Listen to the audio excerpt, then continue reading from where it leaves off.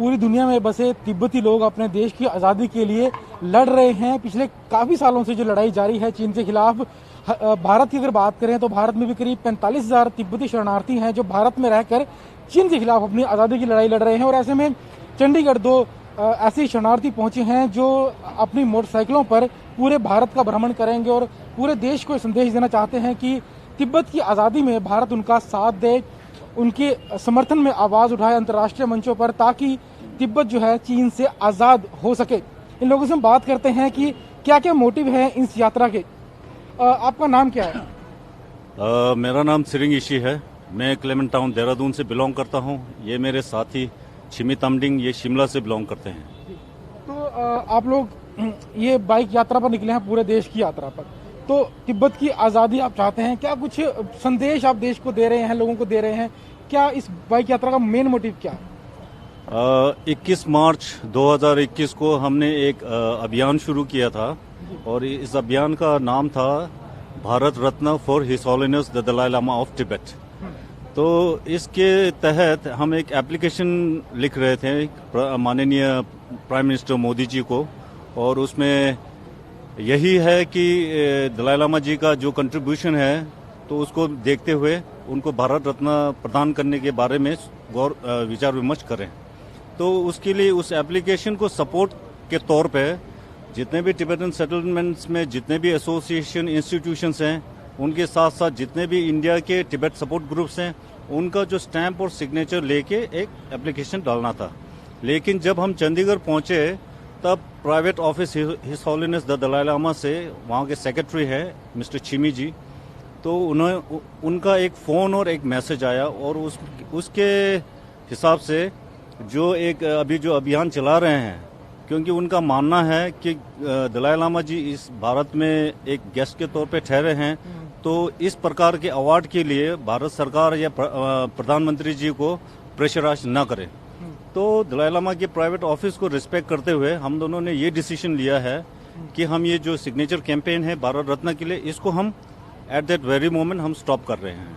तो उसको इस टूर को जारी रखते हुए हमारा जो पहले जो टूर का अभियान का जो टाइटल था वो था Bharat Ratna for his holiness the Dalai Lama, लेकिन क्योंकि अब ये हमने रोक दिया है तो अब यहाँ से हमारा राइट फॉर प्राइड शुरू हो रहा है।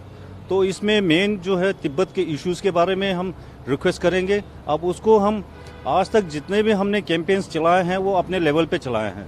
अब इस कैंपेन का दायरा और बढ़ा के भारत सरकार के जो मेन स्ट्रीम है उसके जरिए तिब्बत के इशू को रेस किया जाए। दो सवाल हैं।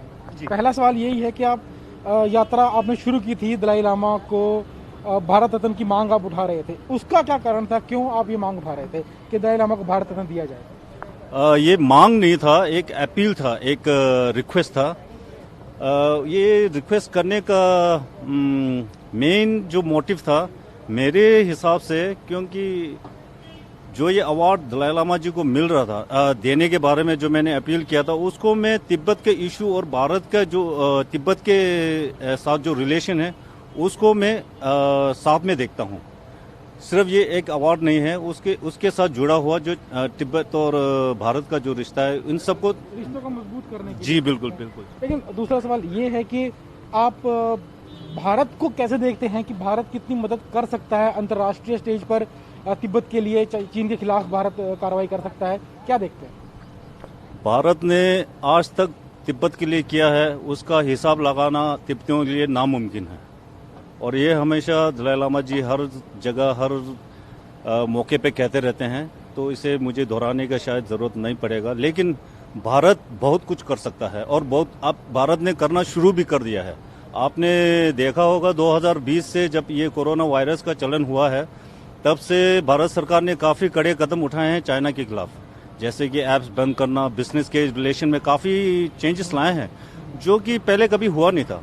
तो इसको एक पॉजिटिव नोट में देखते हुए इसके साथ साथ जो भारत के जनता के जो उनके जो सोच में जो चाइना के खिलाफ जो हेट्रेट और जो एक बॉयकॉट चाइनीज गुड्स का एक उनका जोश आया है, उसको मद्देनजर रखते हुए अभी काफी होपफुल है हम लोग जी। तो ये थे श्रींग और उनके साथी जो पूरे देश की यात्रा पर निकले हैं अपनी मोटरसाइकिलों पर, और जो मोटिव है इस यात्रा का वो यही है कि लोगों को अवगत कराया जाए किस तरह से तिब्बत के लोग कई दशकों से जो हैं तिब्बत की आज़ादी के लिए लड़ रहे हैं। और इन लोगों को सबसे ज़्यादा भारत से उम्मीदें हैं। जिस तरह से भारत चीन के खिलाफ कार्रवाई कर रहा है तो उन्हें लगता है कि अगर भारत तिब्बत के समर्थन में आवाज़ उठाएगा अंतर्राष्ट्रीय स्तर पर जाकर तो इन लोगों की जीत जरूर मिलेगी। कैमरामैन राजेश के साथ चंडीगढ़ से विजय राणा, एटी भारत।